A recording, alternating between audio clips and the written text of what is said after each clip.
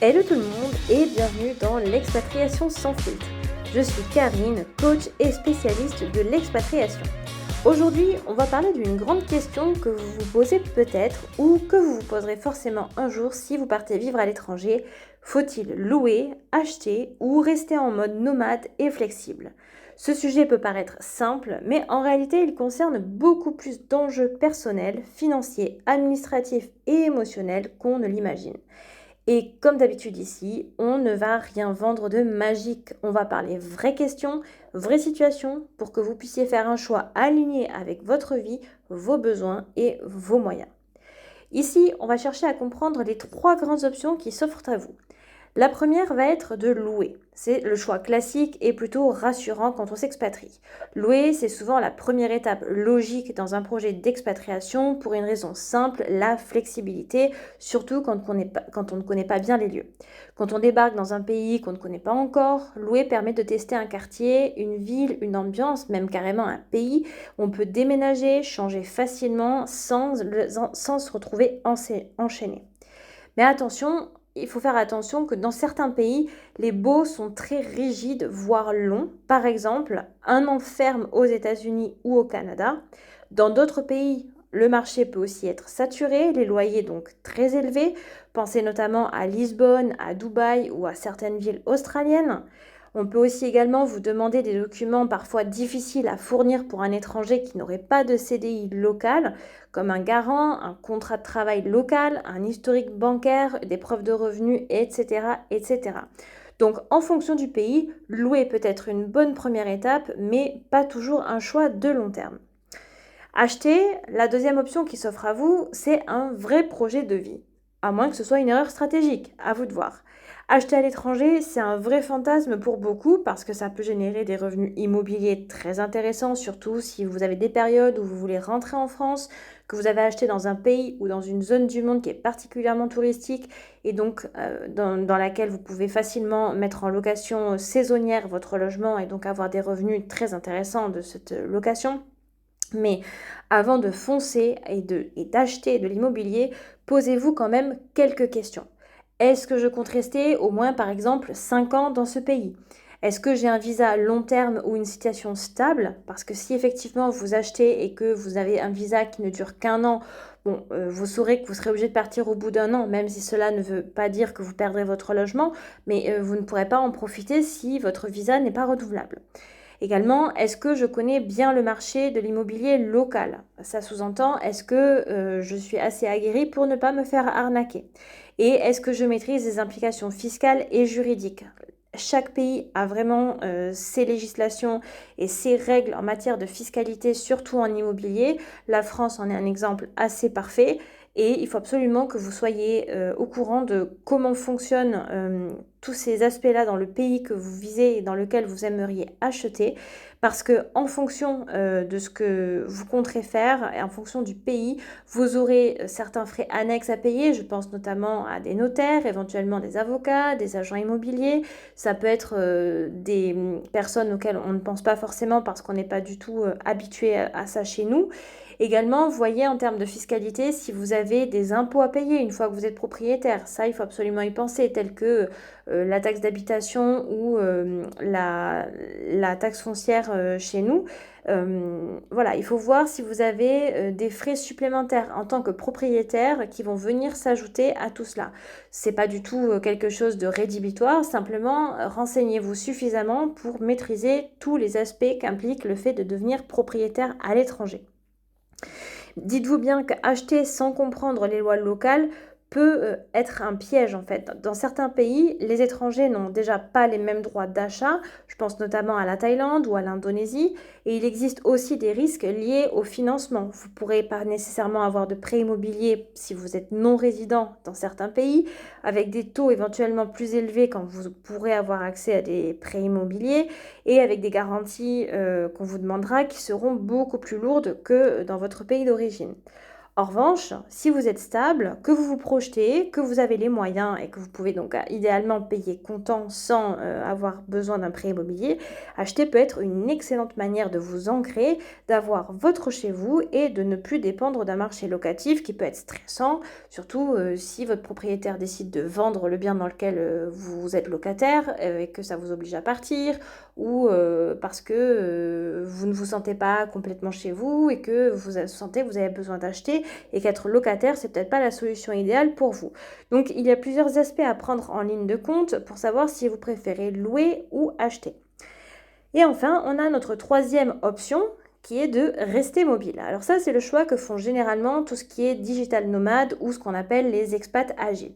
C'est vraiment un style de vie à part entière. Ne pas avoir de logement fixe ou enchaîner les locations courtes ou moyenne durée, c'est vraiment un mode de vie adopté par les freelances qui travaillent en ligne entre autres, les couples ou les familles qui font du slow travel, des familles par exemple, ou des couples qui partent voyager sur un an ou plusieurs années et qui se posent un certain temps dans un certain pays, qui voyagent par exemple en van aménagé ou en camping-car bien aménagé, donc parfois avec leur propre maison finalement. Et aussi les personnes en recherche d'un lieu de cœur, parce que des fois ça peut prendre du temps et ça peut demander d'avoir besoin de bouger un petit peu partout, même au sein d'un même pays, avant de trouver la zone dans laquelle on a envie vraiment de s'établir. Donc ça, c'est un mode de vie qui peut être extrêmement grisant et extrêmement libre pour ceux qui en ont très envie et qui recherchent absolument ce style de vie. Mais attention, il faut aimer ne pas avoir de base, donc pas d'ancrage. Il faut aimer ne pas avoir de chez soi à proprement parler. À long terme, ça peut également coûter cher. Bien sûr, ça dépend complètement de votre style de vie et de votre façon de vivre. Et ça complique aussi certains aspects administratifs, tels que tout ce qui est visa, santé, éventuellement scolarité des enfants. Ceci dit, il y a quand même énormément de gens qui le font. Et le visa, ça peut être un problème réglé par le simple fait de changer de pays tous les temps de temps. Et à chaque fois, vous partez sur un visa touristique qui dure 3 mois maximum dans le pays dans lequel vous êtes. Ça vous permet de changer de pays régulièrement tout en étant dans un visa qui vous permet d'y être en légalité. Au niveau de la santé, une assurance expatriée internationale, vous n'avez pas besoin d'avoir d'attache particulière dans un pays. Vous juste précisez quand même votre situation pour être sûr d'être couvert dans le ou les pays en l'occurrence dans lesquels vous allez voyager. Quant à la scolarité des enfants, il y a des tas de familles qui partent faire le tour du monde pendant, comme je vous le disais, 1, 2 ou plusieurs années avec leurs enfants. Ça ne les empêche absolument pas de faire l'école à la maison ou le CNED ou de faire comme ils l'entendent. Ça ne fait pas des enfants plus idiots, bien au contraire. Ils reviennent bien souvent avec une ouverture d'esprit et des connaissances bien supérieures au stade auquel en sont restés leurs petits camarades sans avoir bougé de chez eux. Donc, ce n'est pas du tout incompatible avec une vie de famille. Par ailleurs, on va aborder la question de comment faire le bon choix pour vous, pour votre situation, votre personnalité et votre projet. Je vous propose ici 5 questions clés qui peuvent vous aider à déterminer comment faire ce choix pour vous. La première, c'est votre niveau de stabilité. Est-ce que vous êtes en transition ou est-ce que vous êtes déjà bien installé dans votre nouvelle vie ? Ça peut déterminer si vous allez vouloir louer, acheter ou continuer à être nomade par exemple. La deuxième question, mes besoins affectifs et psychologiques. Est-ce que j'ai besoin d'un vrai chez moi ou est-ce que je me sens libre dans le mouvement ? Ça dépend complètement de chacun. Certaines personnes, je sais que par exemple ma belle-mère, elle a besoin d'être chez elle, dans ses meubles, et que vivre dans un meublé avec des meubles qui ne lui appartiennent pas, par exemple, c'est pas quelque chose de concevable, elle serait mal à l'aise dans ce type d'environnement. Moi, typiquement, j'en ai absolument rien à faire et ça me soulage presque de ne pas avoir mes meubles parce que des déménagements, je m'en suis cognée tellement que j'en ai ras-le-bol et je suis bien contente de ne pas avoir des gros meubles à déménager à chaque fois que je bouge, vu que je bouge régulièrement. Ensuite, on a aussi la question du budget.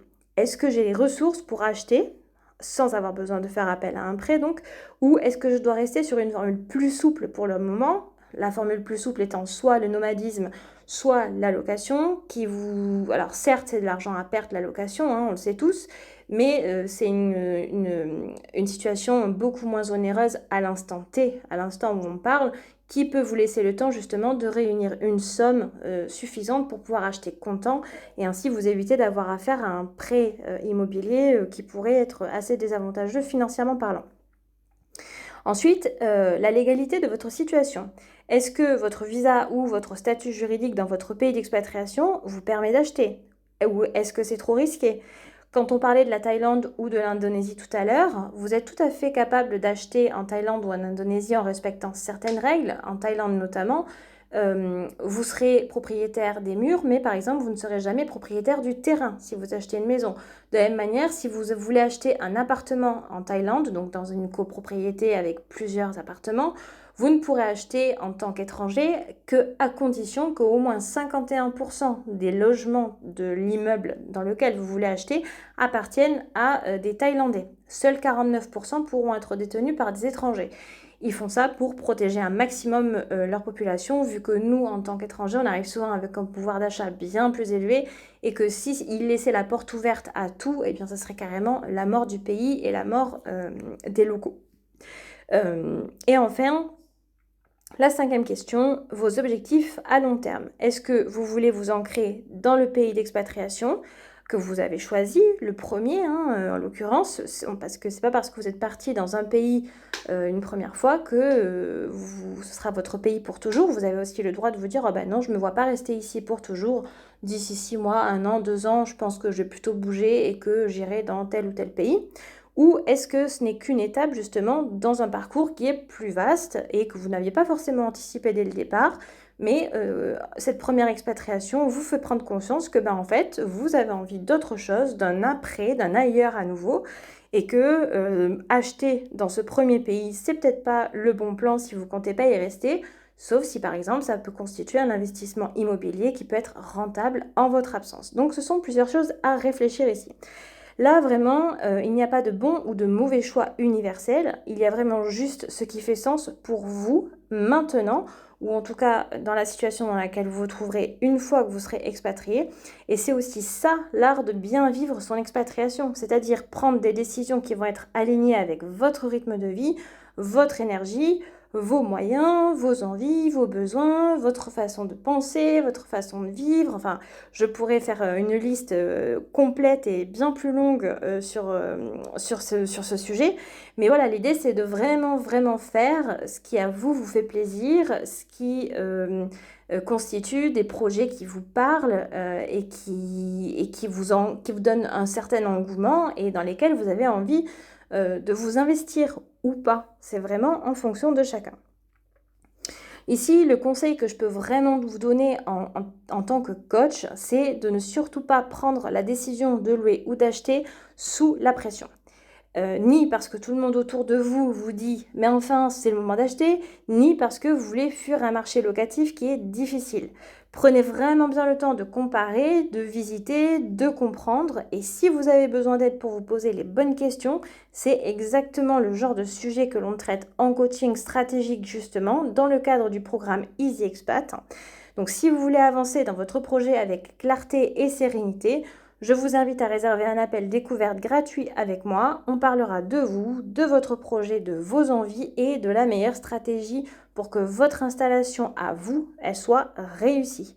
Le lien, comme toujours, est dans la description du podcast pour prendre un rendez-vous qui ne vous engage absolument à rien. Donc vraiment, choisir entre louer, acheter ou rester mobile, c'est choisir une posture de vie à l'étranger et il faut qu'elle vous corresponde à vous et pas aux autres. Ça mérite quand même réflexion et non pas impulsion, même si en tant que personne impulsive, c'est un petit peu faites ce que je dis, faites pas ce que je fais, mais bon, ça m'arrive quand même de réfléchir. Donc vraiment, j'insiste sur le fait que ce genre de projet où il y a de l'argent en jeu mérite quand même un minimum de réflexion, le but étant aussi de ne pas se faire avoir, de ne pas se faire arnaquer et donc d'être quand même le mieux informé et le mieux renseigné possible. Je vous remercie pour ce petit chapitre, de m'avoir écouté jusqu'au bout. Prenez soin de vous et on se retrouve dans le prochain épisode.